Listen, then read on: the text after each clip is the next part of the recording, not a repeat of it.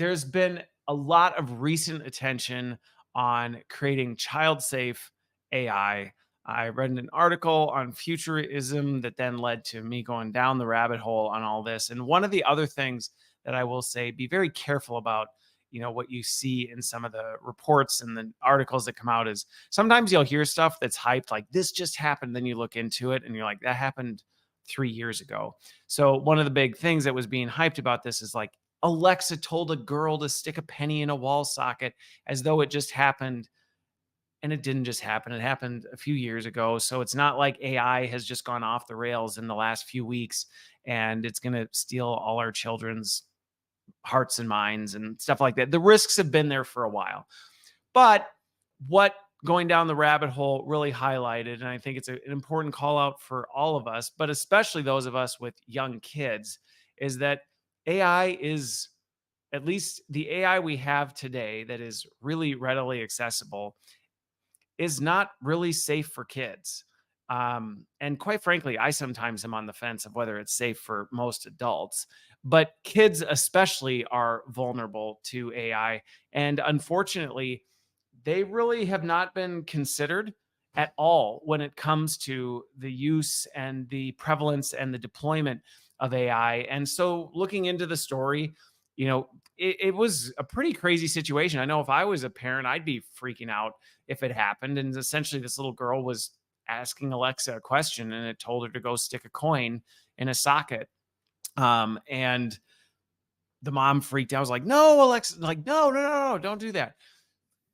May again seem like, oh, that's just kind of funny, mom caught it, no big deal. But when you think about some of this stuff, I mean, there's other stuff. The Washington Post, I can't remember when they released it. One of their, reporters went, did an investigative thing, pretended to be a 13-year-old, asking Snapchat's AI how she could lose her virginity to a 31-year-old, and then outline the details of how this AI was very comprehensive in its response to this. Now, where I thought it was really interesting was this led me to a detailed report that was done by Nomisha, I think it's Nomisha Kurian, Kurian. You can look this thing up. Google the empathy gap or empathy gap by let me look.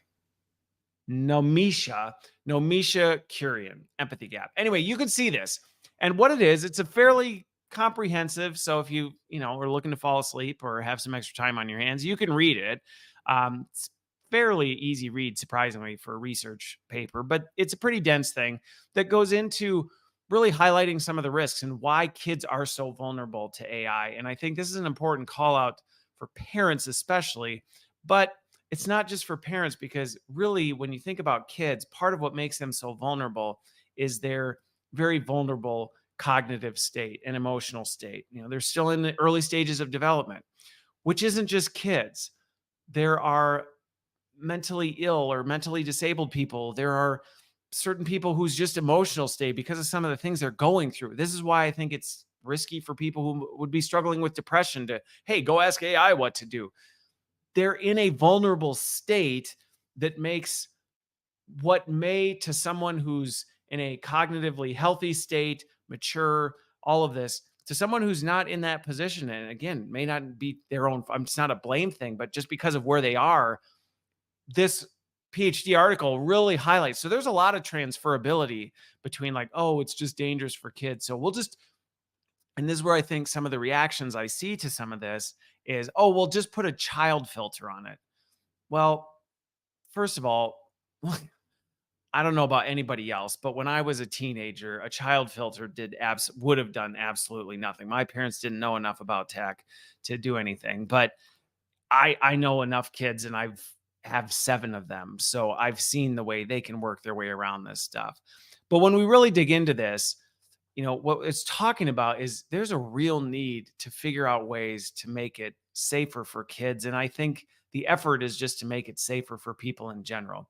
But what it highlights is the way the language patterns of AI are particularly dangerous to kids, because it tends to be very friendly. It tends to just give whatever it's asked for. It also can just go completely off the rails for no reason. One of the examples, because it outlines a bunch of examples where it did this, but like one of the examples was a kid was talking to it and just asking, or no, it was an adult talking to it, but it was asking some basic questions.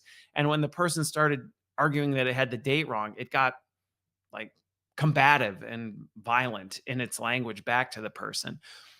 To a kid, especially, they do not necessarily have the cognitive wherewithal to recognize and handle that well. And so they're in just a much more vulnerable state. The other thing is just the fact, and I've talked about this, the fact that AI speaks like a human being can be very dangerous because to anybody, it sounds more convincing. It can tap into us on an emotional level because, oh, it sounds like this nice person sharing this information. Well, think about kids who are that much more vulnerable to. I mean, there's a reason you tell kids, you have to tell kids if somebody comes up to you and says, hey, do you want to get in my van with candy? You got to tell kids, like, just don't do it. It doesn't matter how nice they seem, doesn't matter if they legitimately have candy in their hands. Don't follow them because kids are intuitively trusting. They're intuitively gentle. And so they're going to think, oh, well, nobody's possibly going to give me bad information type of a thing. So they're just at a higher level of vulnerability. And this paper really outlines a pretty profound case of why they are so much more vulnerable. I think what we have to do is now think about that vulnerability and say, yes, maybe kids are even more vulnerable, but what are we doing to educate adults about these things as well? Because adults, there may be seasons you're not vulnerable. Then there's going to be seasons where you're much more vulnerable, or situations or topics. Think about certain topics that because you're deeply passionate about it, or something's happened in your life, you may be more vulnerable to this. But that's not what this research paper gets into. I think these are the considerations, and it outlines 28 questions that we should be thinking about. Now, it's directing this to educators, regulators, things like this. But I would actually encourage people to go read it and scroll right to the bottom and read the 28 questions, because there's some good fodder for consideration and things to be thinking about in terms of, hey, how do we better prepare this? And if you're a parent, it'll be especially helpful, because some of the other things that were concerning about it was the fact that, it asked how many kids are actually actively using this. Because I'm sure people listening could be like, oh, are kids really using this? I don't think you know kids very well if you're asking that question. But the concerning part is the number of kids using it versus the number of parents and caretakers who know their kids are using it is extremely concerning.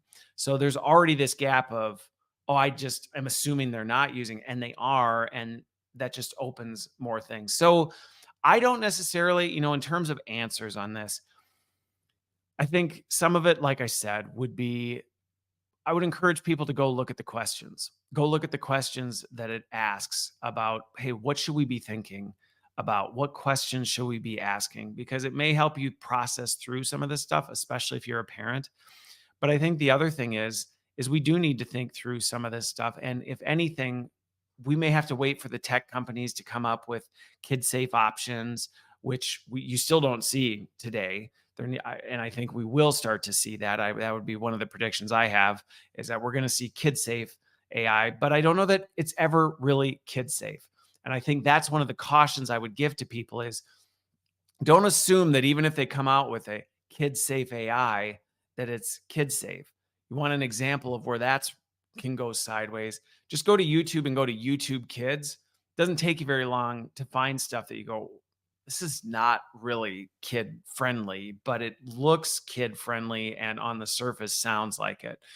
So my biggest thing is we just, especially if you're a parent, now more than ever, you need to be engaged and involved with your kids, because there is a lot of, and you need to be talking about this stuff with them and asking questions and understanding if they're using it, and if so, how, and helping them understand what it means and the risks and the considerations, because AI is very convincing. And I talked about it multiple weeks ago about the data coming out that it's as convincing as a human being, if not more. So that's kind of the call out, but definitely check out the Empathy Gap report. It's pretty interesting on this one.